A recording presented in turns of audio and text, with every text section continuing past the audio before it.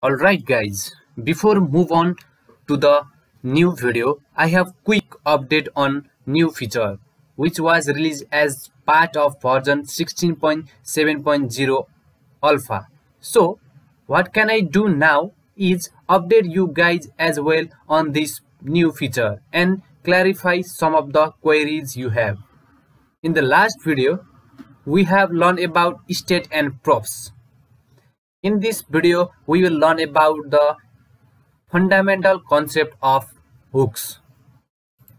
So there is key point on hooks.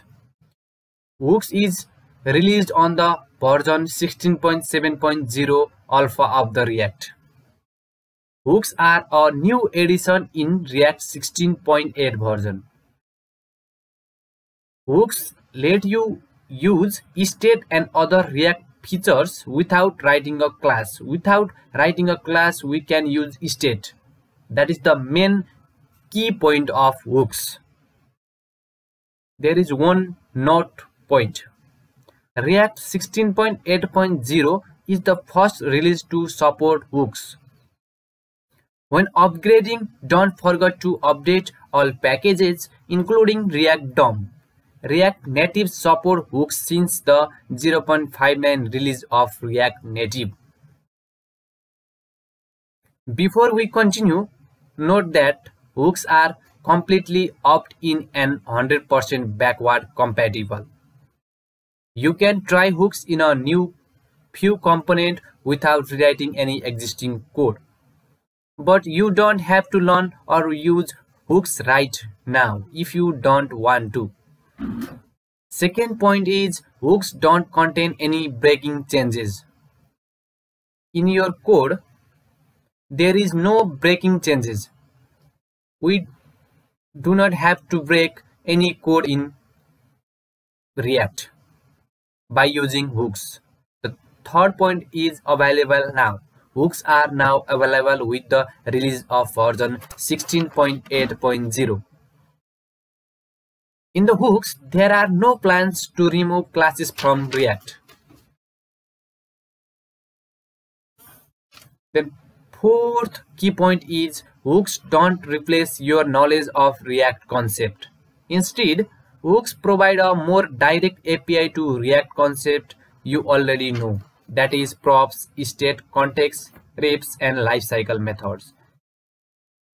As we will show later, hooks also offer a new powerful way to combine them.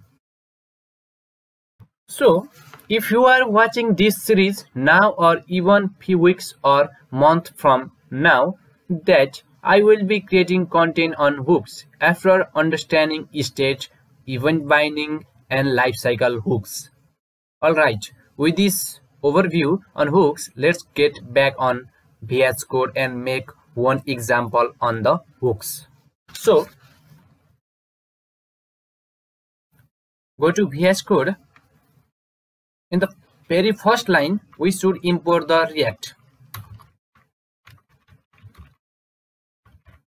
As well as for hooks, we should always import the use state.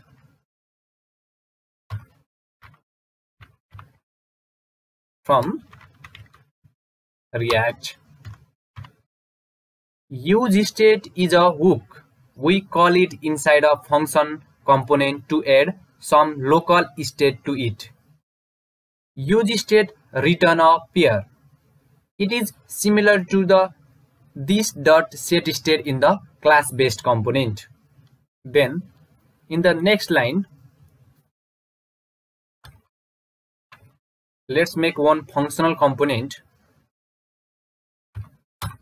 We always use hooks on the functional component. So, we define a function. Inside this, we always declare a variable in the hooks, like as const count and set count equals to use state 0. If you are unknown to this, I will make basic concept of hooks in the next videos. So this is just an example how hooks work. So return, inside return, let's make one p tag. You clicked count, I call count. This is the example of counter. So let's make one button. On click,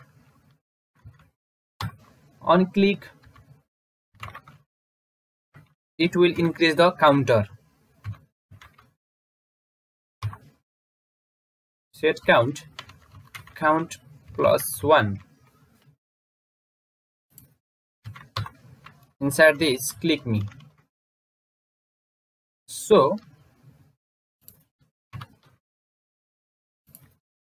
at last we export the default app.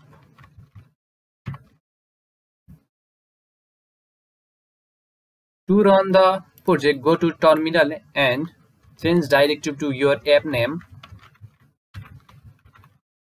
then type npm start. It will run your project on the browser. So click me. This is the example of hooks. In this example, I have made a counter that increases the value from 0 to increase many more. So in the hooks, we always import use state, and the only argument to use state is in the initial state. In the above example, it is 0 because our counter starts from 0. Note, unlike this dot state, the state here doesn't to be an object, although it can be if you want. So this is the just an example of hooks. So we will learn many more about hooks in the next videos. Thanks for watching. If you liked my video, don't forget to subscribe my channel.